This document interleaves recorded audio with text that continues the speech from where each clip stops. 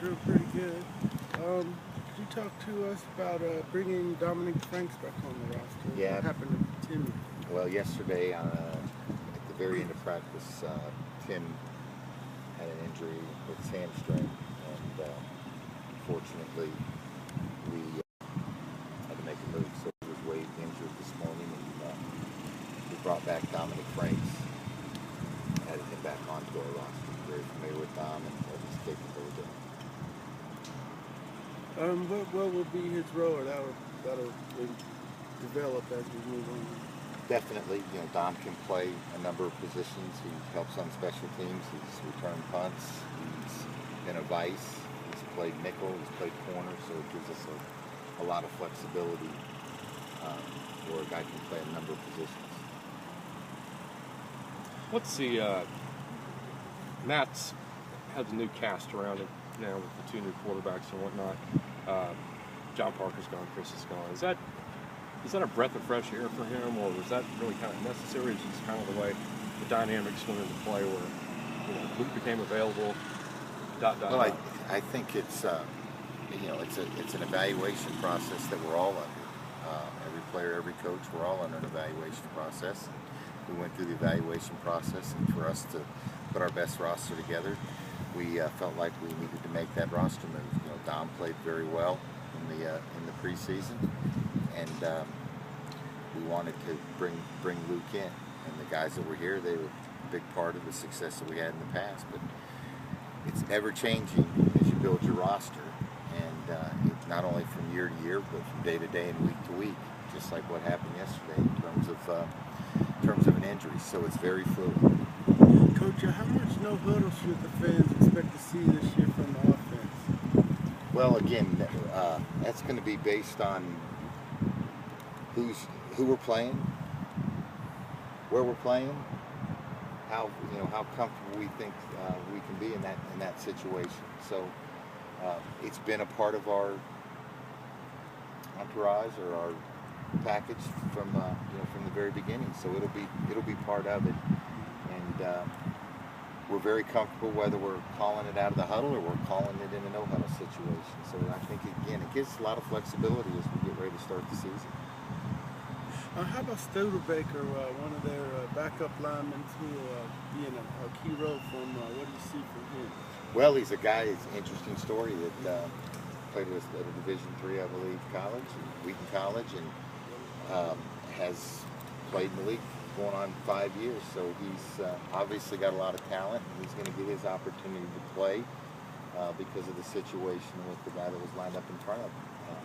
He's an athletic guy that you get to evaluate more on special teams in regular season than you do on defense. Coach, did you get a chance to talk to you guys about penalties? I know you probably watched the game last night, just first game of the year. Did you talk to your guys about, did you see what happened last night? How do we go about not, you know what I mean? Well, penalties has been something that we've been talking about all preseason. We've had entirely too many, and a lot of them in the procedural areas, and that's something that we've been addressing. And you can't be a team that gets penalized a whole lot. The games are so close, they come down to 4 or 5 plays, and that 5-yard penalty or that 15-yard penalty can be the difference in the ball game. So yeah, we've had an in-depth discussion about being penalty-free. It's something that we pride ourselves on, is not being a penalized team. What's your take on the refs? I don't know if you can comment on it or. I can't.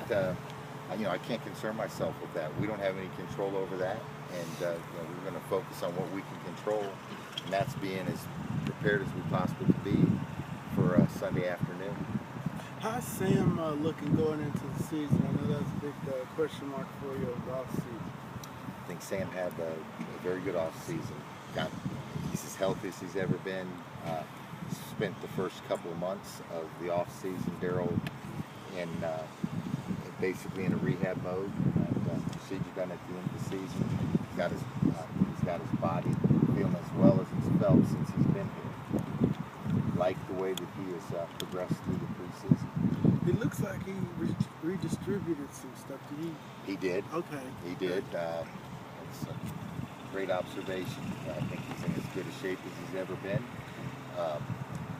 He's redistributed his body fat. His body fat's at a much different level than it was in the last 2 years. And I think a lot of that has to do is that he really committed himself to the rehab and the athletic performance.